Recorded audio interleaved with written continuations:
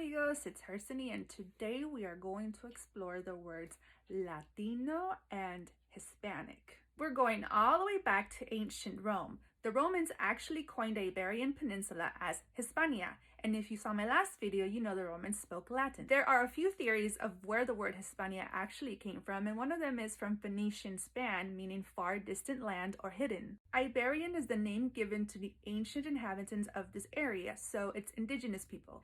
All of the original Iberian languages were extinct except Basque. Now we know the Iberian Peninsula as Spain and Portugal. Now we're going to go to Hispaniola, but side note, in Spanish you don't pronounce the H at the beginning of words. When Christopher Columbus first came to the Americas, he landed on this beautiful island and decided to call it Hispaniola, or Little Spain. And there were already indigenous people there known as the Arawak and the Taino.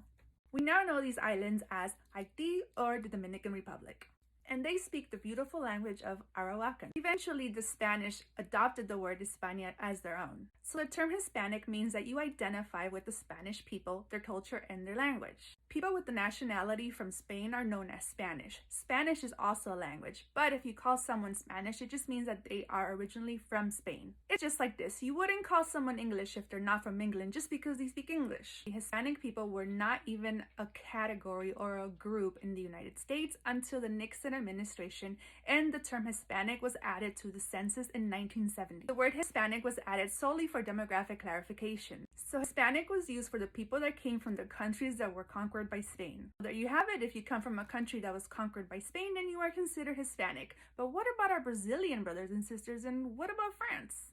Latinos. If you watched my previous video, you know about Romantic languages that came from Vulgar Latin. And those languages include French, Spanish, Portuguese, Romanian, Catalan, and Italian, to name a few. A Latino has ancestors in the Roman Empire. So Latin America are countries that speak Latin languages, and therefore its people identify as Latinos. So Hispanic or Latino basically means which country conquered the country that you're from and what language did they speak. But wait a minute.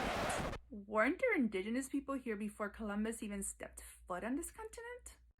Yeah, and they had their own languages, and they built pyramids, they had calendars, they had their own empires and civilizations. So if Hispanic and Latino only applies to the people who spoke the Roman languages, then what about our natives?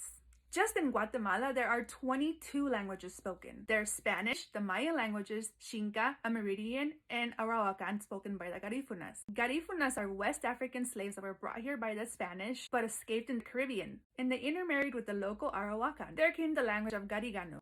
But wait, what about our Asian Latin Americans? Brazil is home to the largest population of Latin Asian Americans. Chinese and Japanese are the largest ancestries, and includes Koreans and Filipinos that have been here for centuries. Guatemala has a large population of Asians, particularly those of Chinese and Korean descent, but those languages are not included in the previous 21 languages that I talked about. Let's go down south to South America, Paraguay, where their official language is Guarani. The Tupian were the indigenous people of South America, and there are still 70 languages spoken there. Let's go back up to Central America to our beautiful country of Belize, where their official language is English. But even though that's their official language, there are still Mayan languages spoken there, like Quechua. So based on this language information, our Belizean brothers and sisters aren't either Latino or Hispanic. Let's go to Canada. What about Quebec, where they only speak French? Do we consider them Latinos? Let's travel back south to South America to Guyana, where their official language is English. Now, Guyana is considered a Caribbean country too, as is Suriname, even though they're in South America. And in Suriname, their official language is Dutch. And they have a mix of the original indigenous languages and the languages that came here from Africa.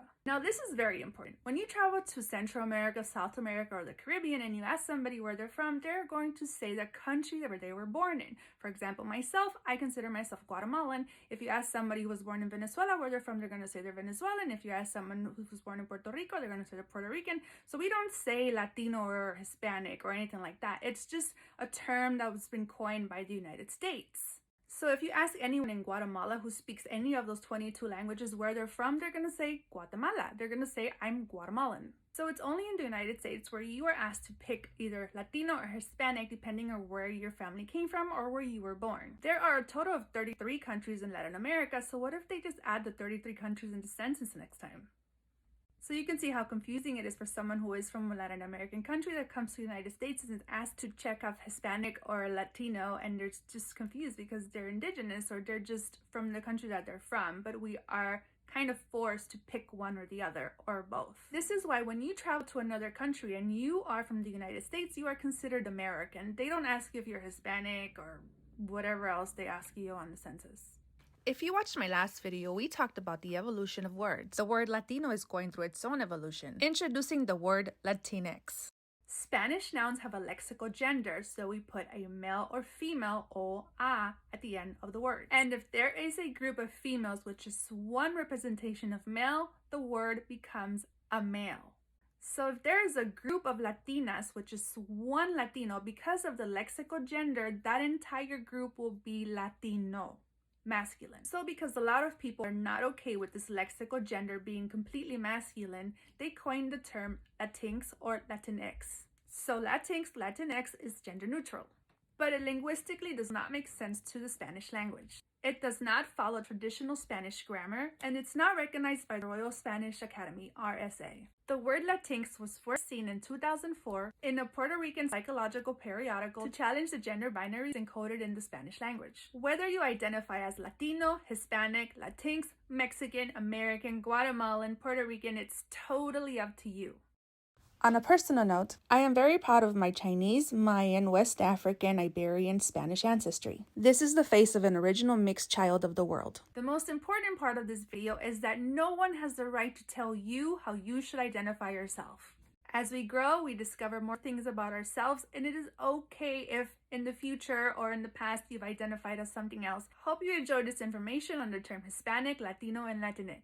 The term Latino and Hispanic was actually made by special request, so if you have any requests on something that you want to explore with me, let me know, leave them in the comments or send me a message. Thank you for watching. Don't forget to like and subscribe.